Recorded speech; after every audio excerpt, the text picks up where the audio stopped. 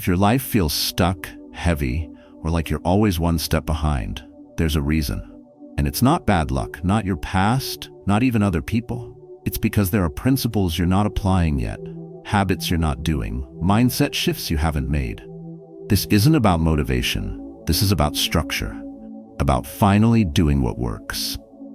In this video, you'll hear everything you need to get ahead in life, not in theory, but in practical truths that have built strong men, clear minds, and powerful results.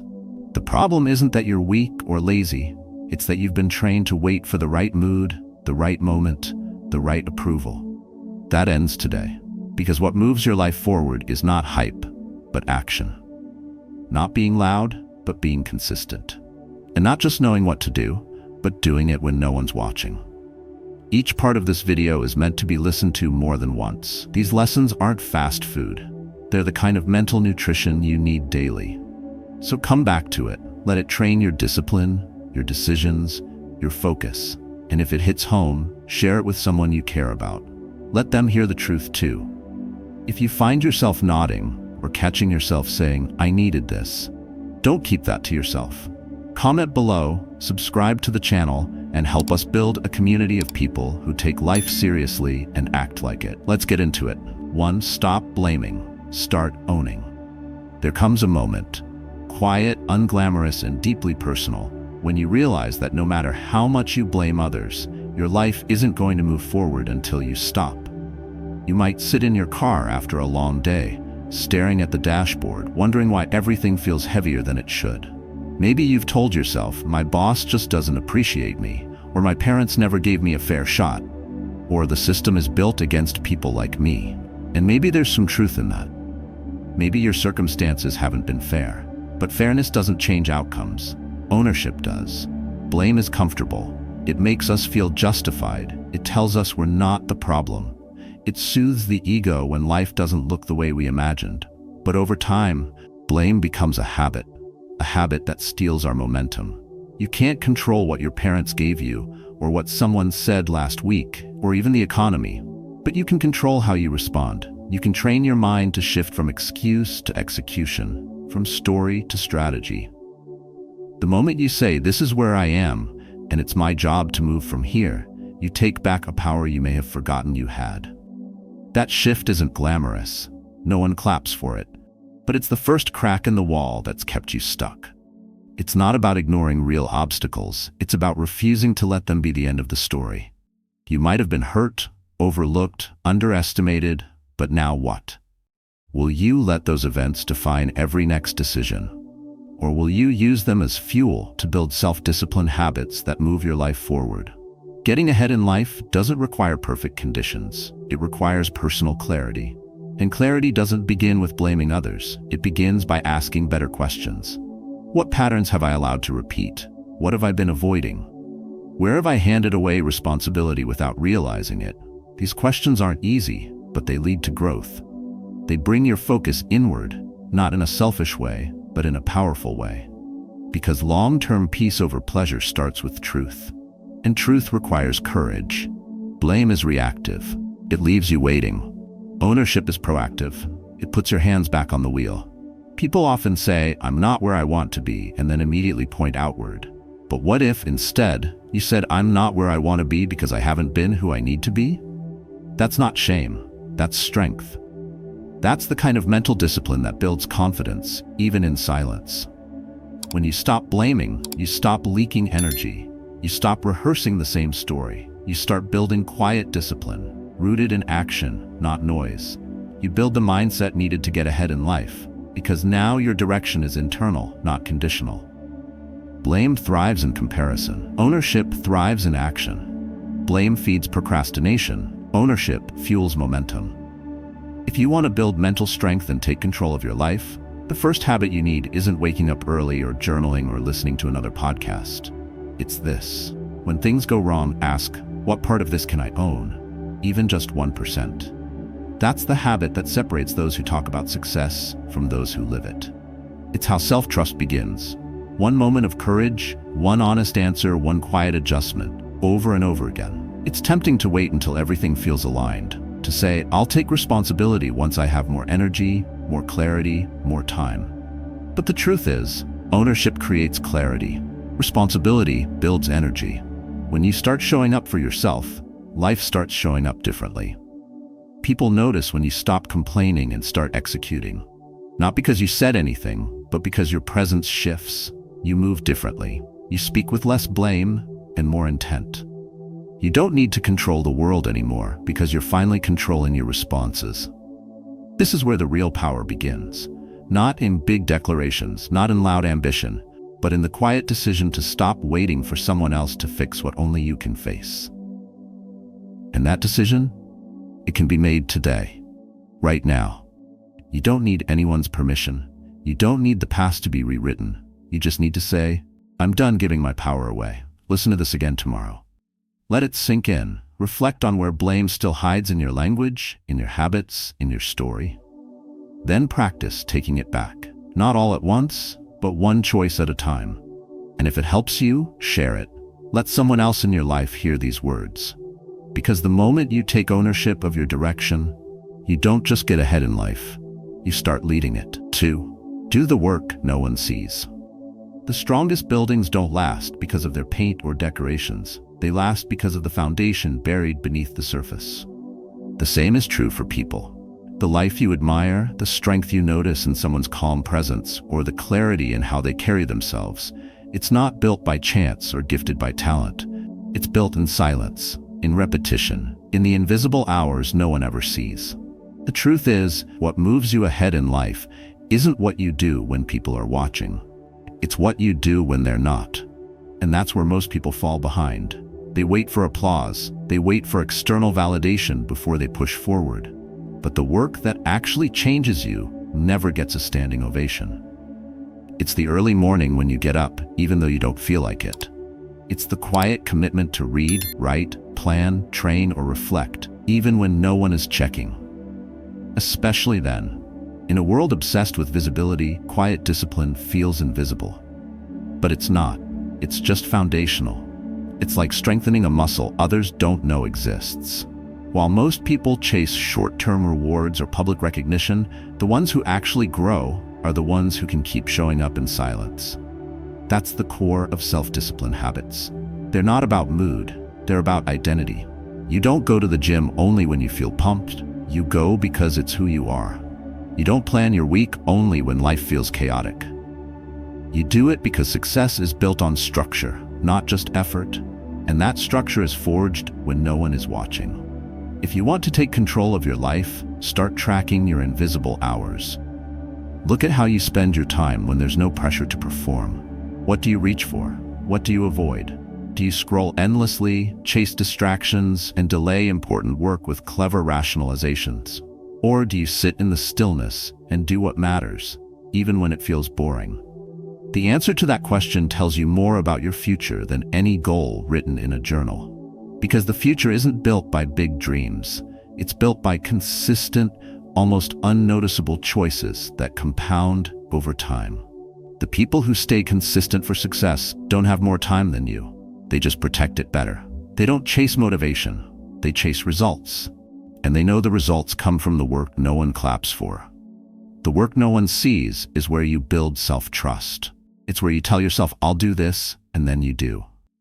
That loop, promise made, promise kept, is how personal growth begins. It builds mental strength you can't fake. Because when things get hard, when no one's cheering you on, when you feel overlooked, you'll still move forward. Not because of external hype, but because you've trained your inner standard. And that standard? That's your edge. Quiet, unshakable, real. Most people want a better life, but they're unwilling to do the boring work that actually builds it.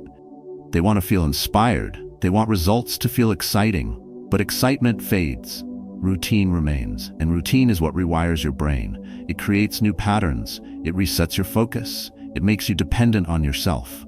And that's the part people forget. Your relationship with yourself is shaped by how often you follow through when no one is looking. When you don't need to, but do. When no one's watching, but you still act like it matters. That's not just effort, that's character. Think about the people you admire, not for their success, but for their steadiness, their quiet confidence, their ability to move with calm under pressure. That didn't come from talent. That came from showing up again and again when it was inconvenient, uncomfortable, and unnoticed. And you can build that too. Not by being perfect, but by being faithful to your process. You read when it's quiet. You plan your day when others are still asleep. You say no to noise so you can focus on what builds. And slowly, without fanfare, you change. You become solid.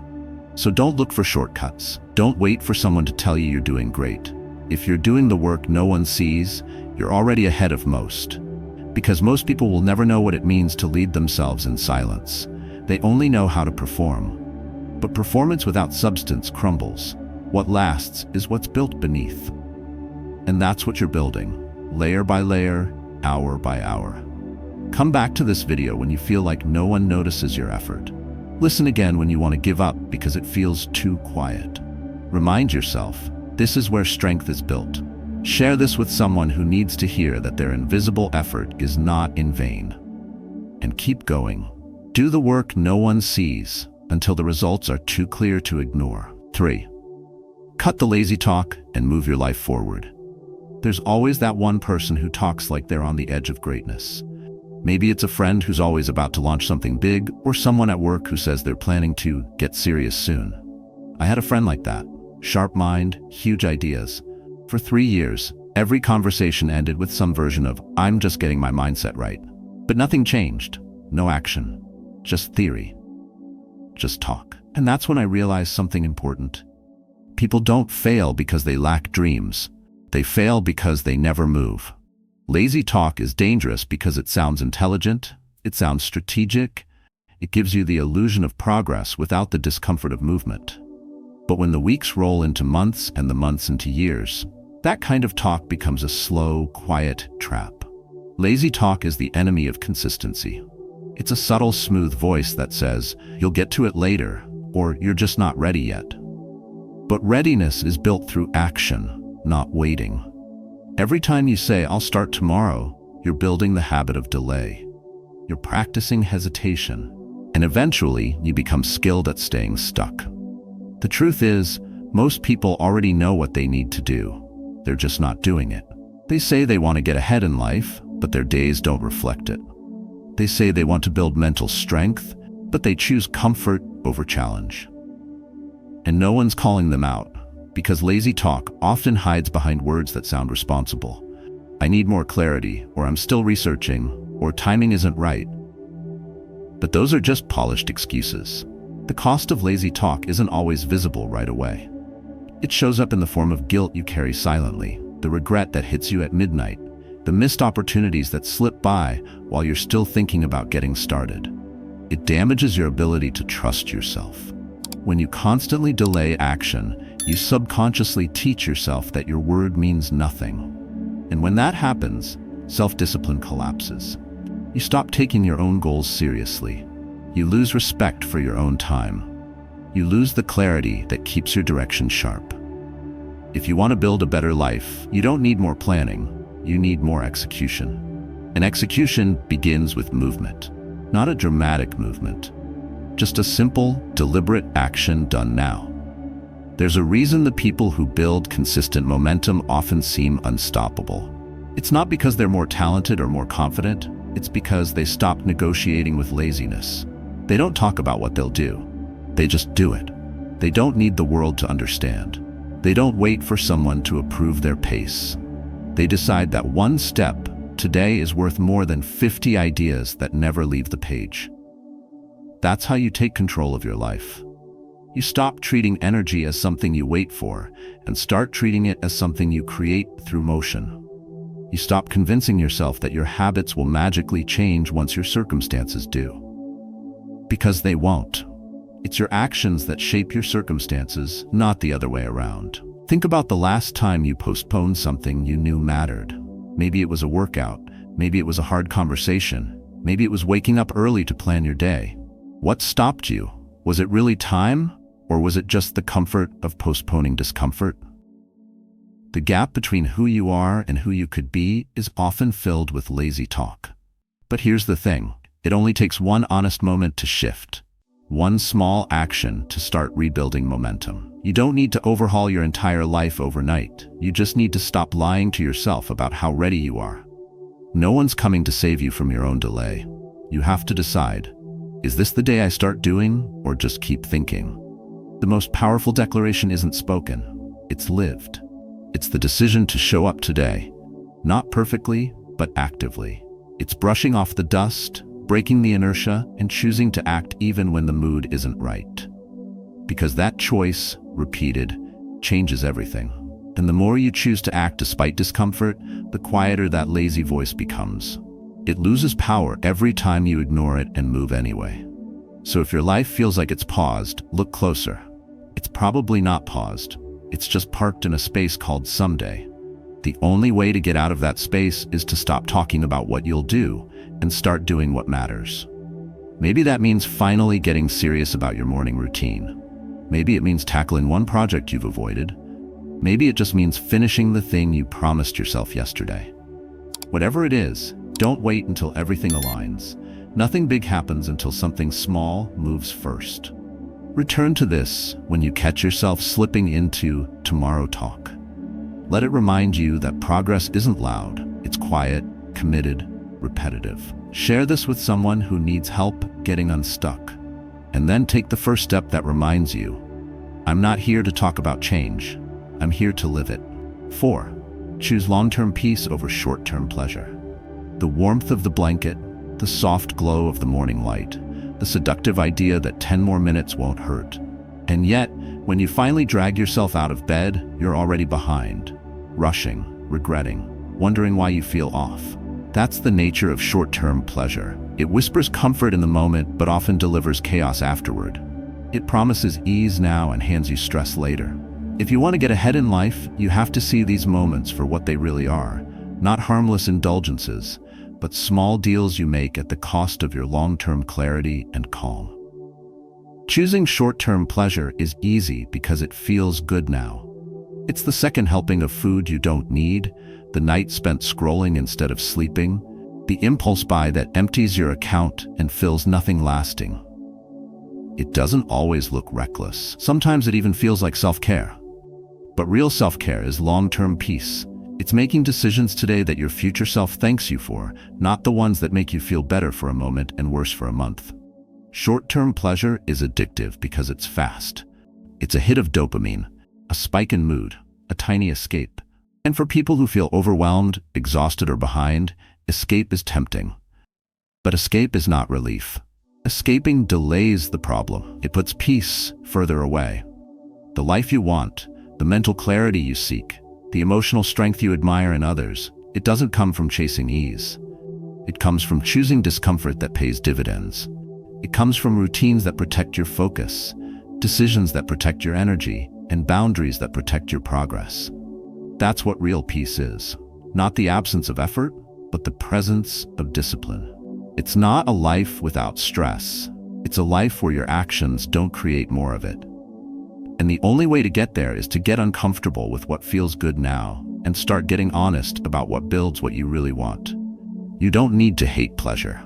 You need to understand it. Short-term pleasure isn't evil. It's just expensive.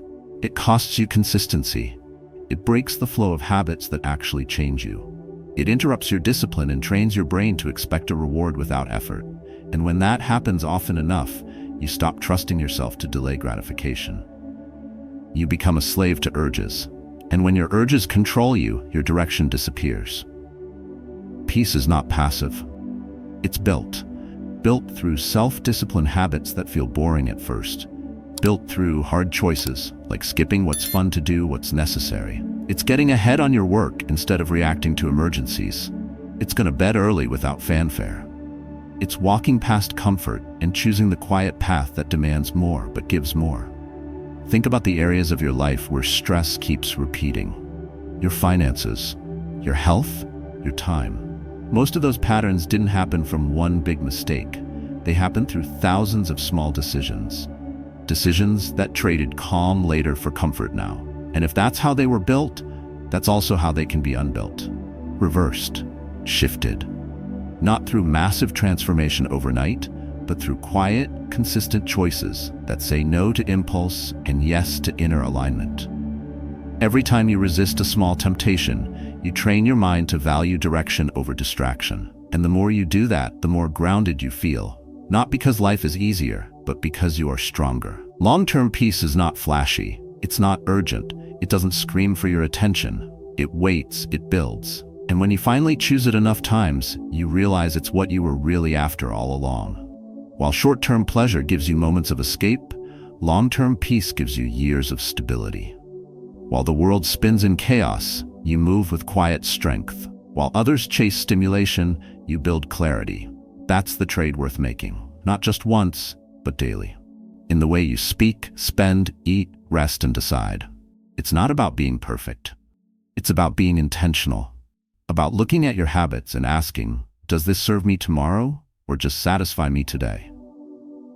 If your life feels scattered, ask yourself where you've been choosing quick over quiet. If your energy feels low, ask how often you've traded stillness for stimulation.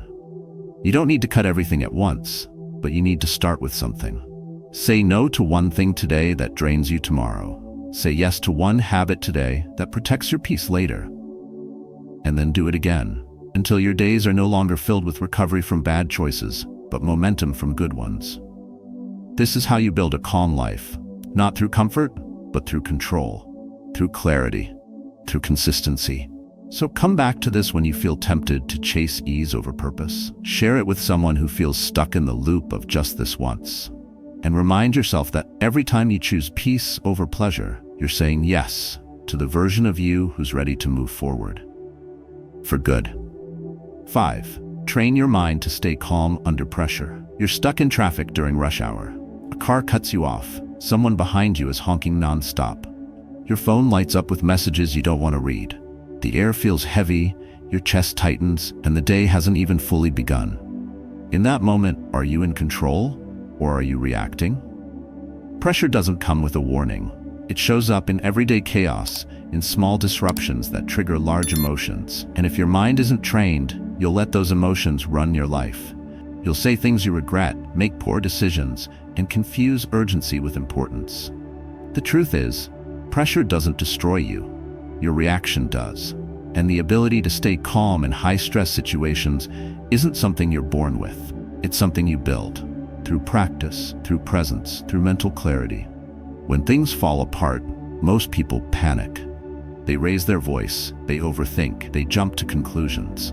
But staying calm doesn't mean pretending nothing's wrong. It means choosing not to fall apart when it is. Calm is not passivity. It's controlled power. It's the moment when you take a breath instead of snapping, when you pause before replying to an angry email, when you keep your tone steady in a heated conversation.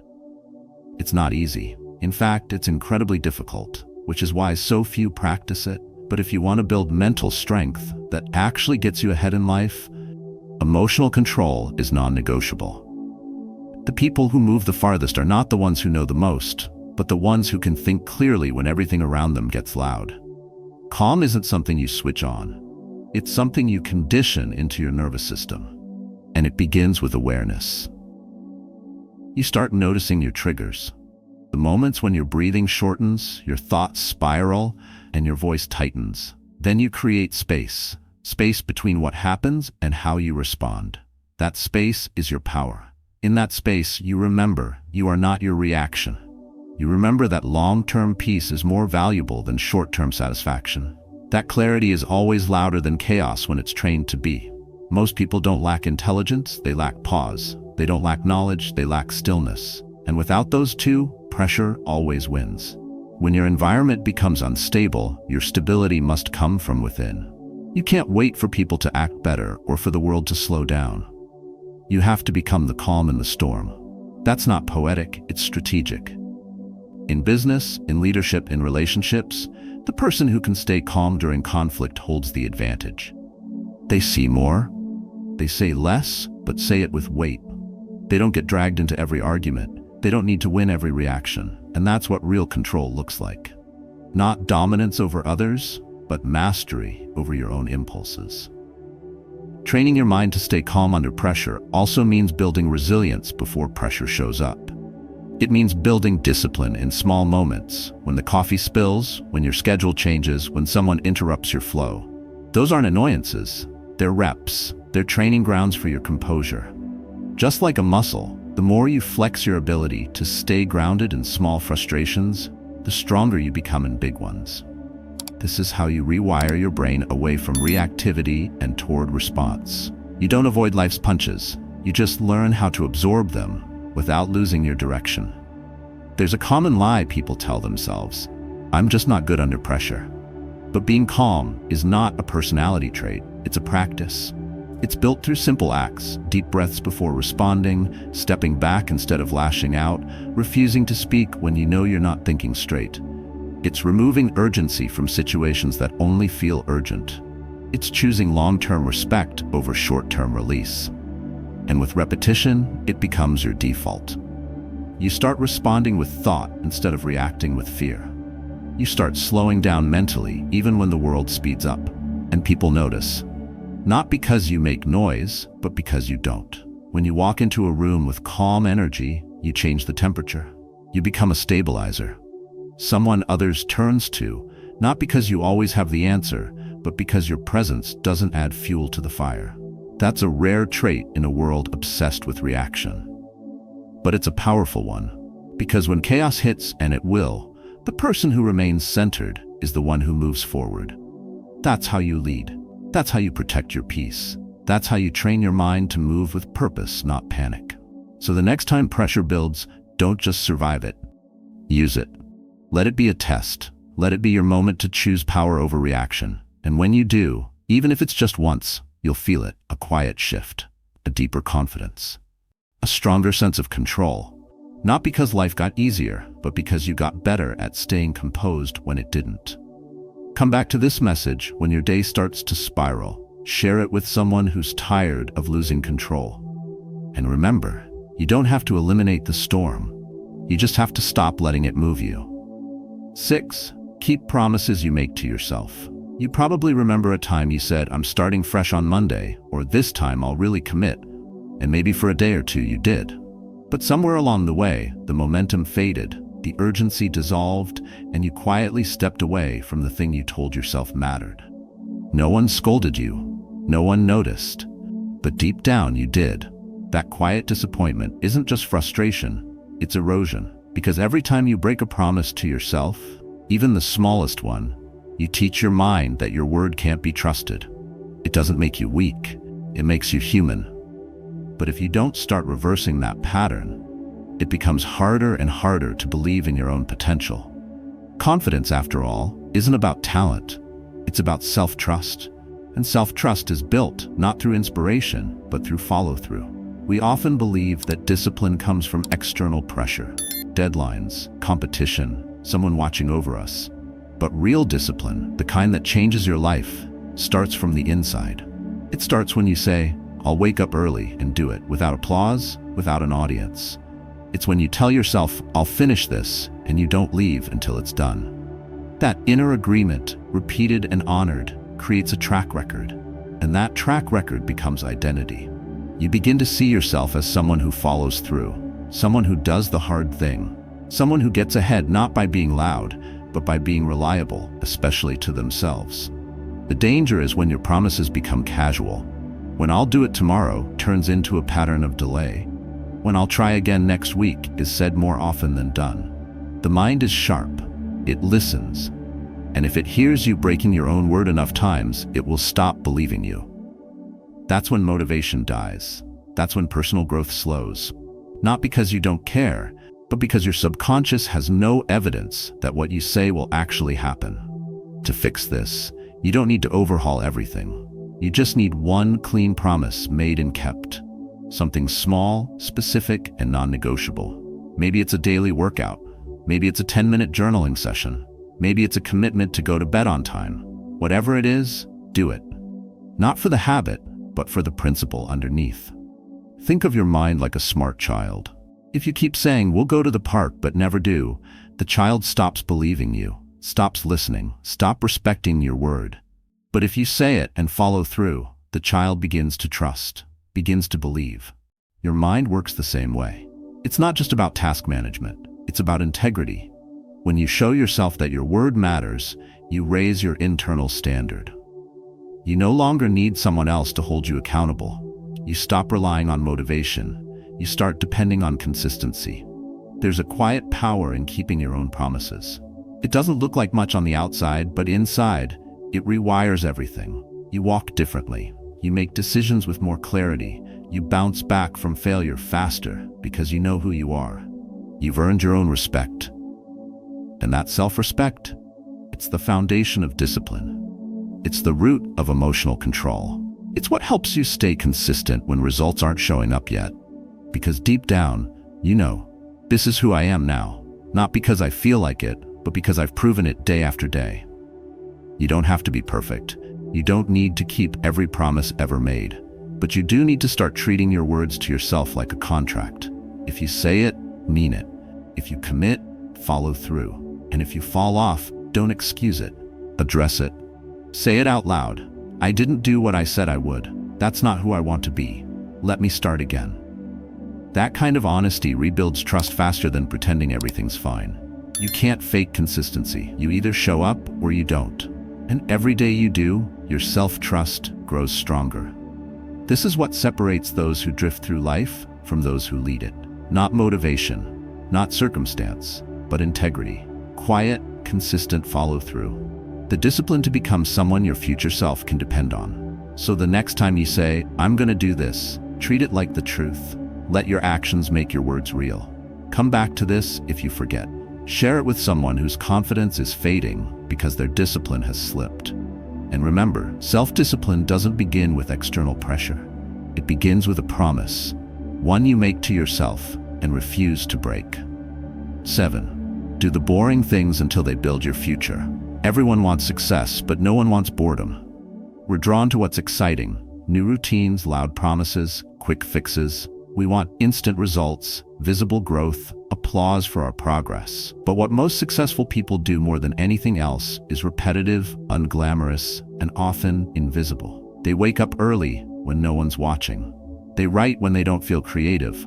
They exercise when they'd rather stay home. They track spending, read the same books again, and say no to distractions that promise dopamine but deliver nothing. From the outside, it looks dull. But over time, those boring actions compound into something remarkable. Not because the action was big, but because the action was repeated, over and over, without needing attention, motivation, or permission. There's a cultural myth that success looks like a breakthrough, a viral moment, a big win, a sudden shift. But the truth is quieter. Success is a slow drip, a quiet grind, like water wearing down rock, not with power, but with consistency. It doesn't feel magical, it feels mundane. But one day you wake up and realize you've changed, not because you suddenly transformed, but because you didn't quit. While others chased stimulation, you stayed. While they reinvented themselves weekly, you just kept showing up. And that's why your results look different, because they were built differently.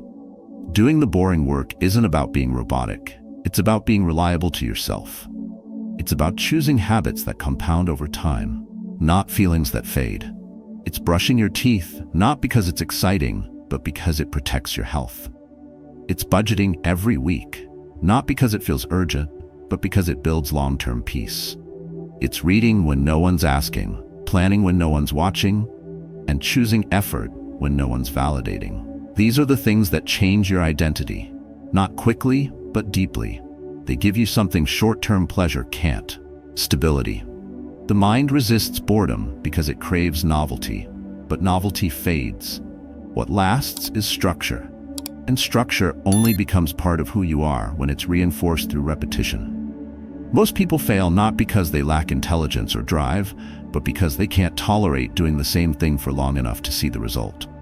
They jump from one system to the next, from one high to the next, always searching for the next best thing, when the real best thing is usually the one they already started, but didn't finish. Success isn't complicated. It's just uncomfortable. It asks you to do what's simple but not stimulating. It asks you to value progress over performance, follow through over flair. That's what makes the difference. Not talent, not talk, but the person who shows up to do the work again today, even if it's the same work they did yesterday, even if no one notices, even if it doesn't feel exciting anymore. Because those are the people who don't just get ahead, they stay ahead. They build mental strength, self-trust, and emotional clarity, not through massive events, but through silent endurance.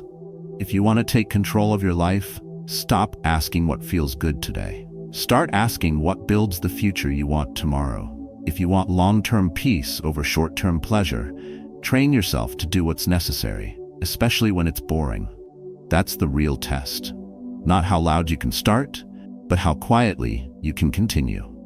Every great result you admire came from someone who outlasted boredom, who didn't need to be entertained to keep going, who wasn't distracted by the noise of temporary results or shiny new routines. They committed to the one that worked, and worked it until it paid off. Think of a drop of water falling on a stone. One drop is meaningless, 10 drops are invisible, but 1,000, 10,000, a million? It carves the surface, it changes something hard into something new. You're the same. Your results might not show up today, your habits might feel repetitive, but they're shaping you, they're carving you. And one day, others will call you disciplined, gifted, maybe even lucky. But you'll know the truth. You just kept doing the boring things others were too impatient to repeat. So come back to this when you're tempted to switch paths, when your routine feels stale, when boredom whispers that you're stuck. You're not stuck, you're building. And no one builds something strong without repetition. Share this with someone who needs to hear that discipline isn't about hype, it's about quiet endurance.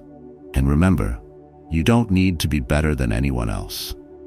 You just need to stay with the habits they quit too soon. That's how you win. That's how you rise. And that's how you make sure your future isn't left to luck. It's built, one boring brick at a time. Getting ahead in life isn't about luck. It's about decisions. The small ones you repeat each day, the hard ones you choose when no one's watching, and the quiet ones that build self-discipline when comfort calls louder. You don't need more motivation, you need more movement. From stopping the blame game, to training your mind for emotional control, to staying consistent with what works even when it's boring, this isn't just advice, it's a full reset. Every choice becomes a seed, every seed a pattern, and every pattern builds your identity. So take a moment to reflect. Which lesson today hit you hardest? Which habit have you been avoiding because it felt too simple, too silent, or too slow? Drop it in the comments below. Your story might be the breakthrough someone else needs. If this video helped rewire your mindset, pass it on. Share it with someone who's ready to stop reacting and start reclaiming their power. And if you're serious about building emotional clarity, mental strength, and a consistent life of discipline, subscribe now. Come back to this video often. Let it train your thoughts, then go act on it. Quietly, daily, relentlessly. That's how you build a life that no one can take from you.